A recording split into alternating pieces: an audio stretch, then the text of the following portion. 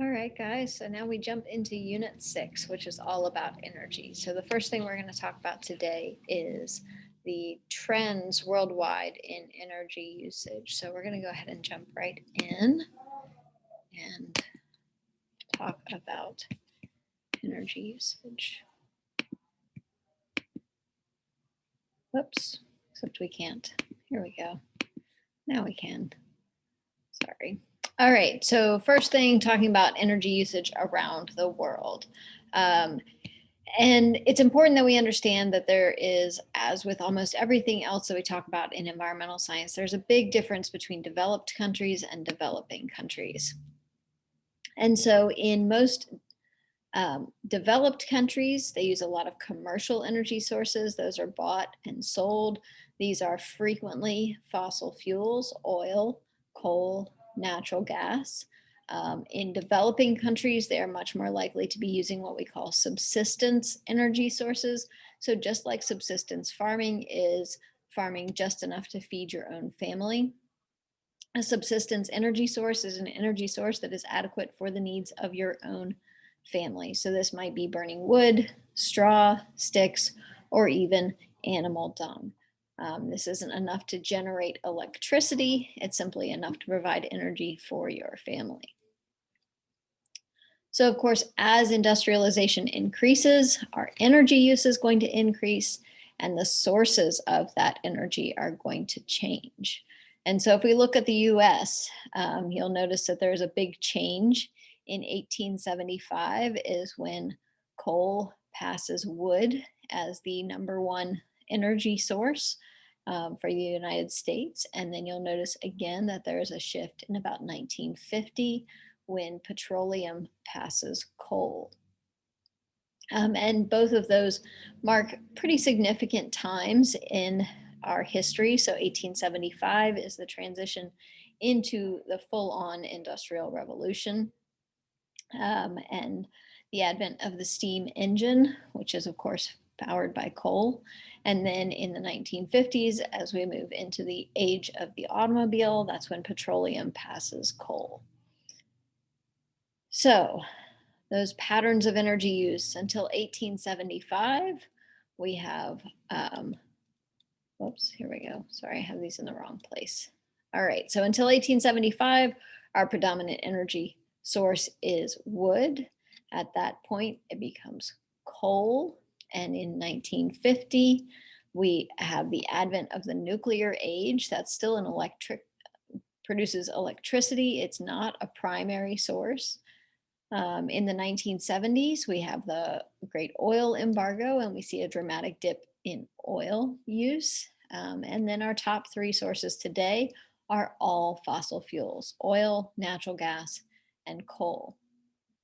Coal and natural gas primarily for industrial use, although lots of natural gas in homes as well. And oil, of course, in its various forms of gasoline, heating oil, and other petroleum products. Since 2000, we've had a huge increase in the use of natural gas. And the reason for that is the development of a new technology called fracking. And we have an increased availability and a decreased cost of natural gas. So that has been a significant increase.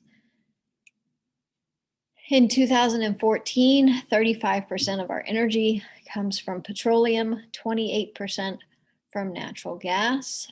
You'll see some statistics currently that show natural gas passing petroleum.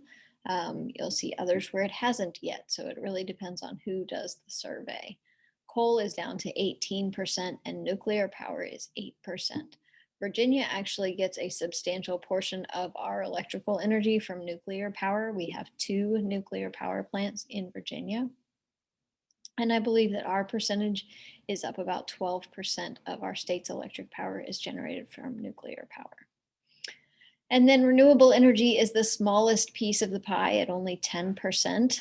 And we can split that out into all of its different components. So you can see that it has changed over time. It has changed with our level of development. It has changed with what our technologies are, and it will continue to change. But our energy also varies regionally and seasonally. Here in Virginia, we use a lot of energy in the summer to cool our homes. In the Northeast, they use a lot of energy in the winter to heat their homes. In addition, the sources that we use vary depending on where we are in the United States. Here in the Southeast and also in the Midwest, where we have ample access to coal, it is the #1 producer of electricity. In the West and the Northeast, there's a lot more use of nuclear and natural gas and hydroelectric. Hydroelectric is particularly prominent in the American Southwest. Um, the more populated an area is, the less coal that it tends to use. And the North, obviously, as we said, uses more energy in the winter, and the South more in the summer. So why do highly populated areas use less coal? Well, higher levels of air pollution, which are more significant in heavily populated areas. And as we said, heating and air conditioning are the two major dividers between the North and the South. So 21% of our energy consumption in the US is for residential use. So pretty significant portion of it, slightly more than a fifth, slightly less than a quarter. So why do we use gas or diesel for our cars instead of coal or firewood? Well, we talked about this a little bit, that there is a much higher energy to mass ratio. The amount of energy that is in one tank of gasoline would require a much larger volume and mass of coal or firewood in order to generate the same amount of energy. Also, gas and diesel both start quickly and can be shut off quickly, which is not the case when we want to build a fire with wood or coal. So now the question is, why don't we just use gasoline for everything? If it's this high energy to mass ratio and it's easy to use, well, gasoline releases high amounts of air pollution for every unit of energy that it releases.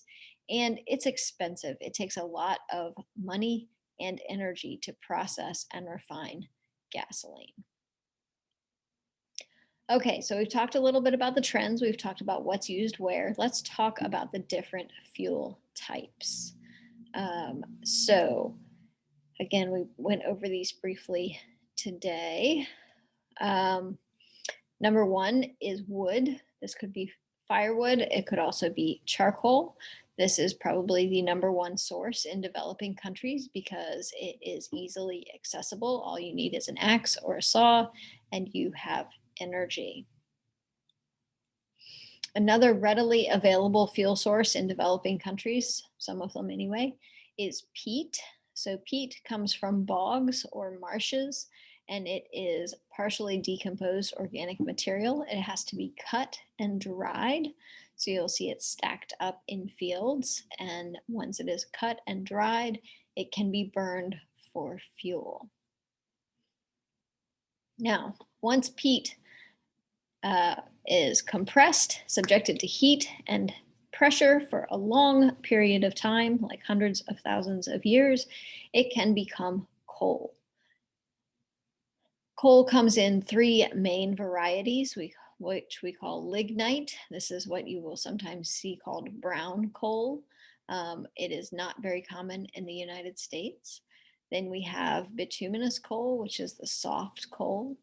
It is extensively used in the United States, but it has a relatively high sulfur content.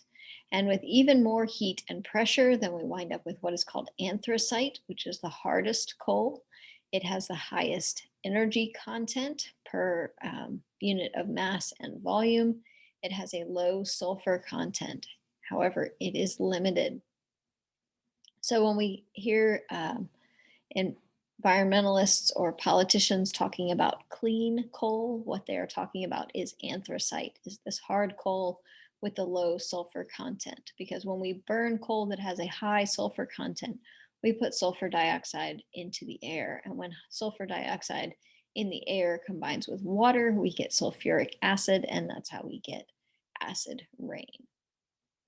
So again, 3 types of coal: lignite, bituminous coal, and anthracite. We have natural gas. Natural gas we find in the same veins as coal and oil. It is also a fossil fuel. It is, generally speaking, mostly methane. Usually there's some propane, occasionally some butane or ethane mixed in there. And it is considered to be one of the cleaner fossil fuels. It burns very cleanly, other than carbon dioxide and water. It doesn't produce any byproducts like burning coal does or like burning oil does. Then we have what are called tar sands. So tar sands are actually a mixture of clay, sand, water, and what we call bitumen, which is a form of crude oil. It is mixed in with the sand, and it has to be extracted from that sand in order to be able to be processed and used in the same way as crude oil that has been extracted from a deposit in the ground. So it does require more energy and more water to process than crude oil does. And of course, the final energy source is oil itself, which is normally drilled down for and brought up, and can then be processed through what we call fractional distillation, broken into its different components depending on the length of the carbon chain, that are used for different purposes. So things as varied as motor oil, but also in terms of fuel, gasoline, jet fuel, diesel, and even petroleum and kerosene. In the process of making electricity, we have generally a source that is creating steam that then turns a steam turbine, which turns a generator, which generates electricity, which can then be distributed throughout the electrical grid. That process of burning also makes heat. And so when we talk about cogeneration, we are talking about using that heat, which would otherwise go to waste, in order to provide heat to a building or an area. And so it eliminates some of the waste that we would have otherwise. All right, that's it for fuel types and for fuel trends. As always, if you have any questions, let me know.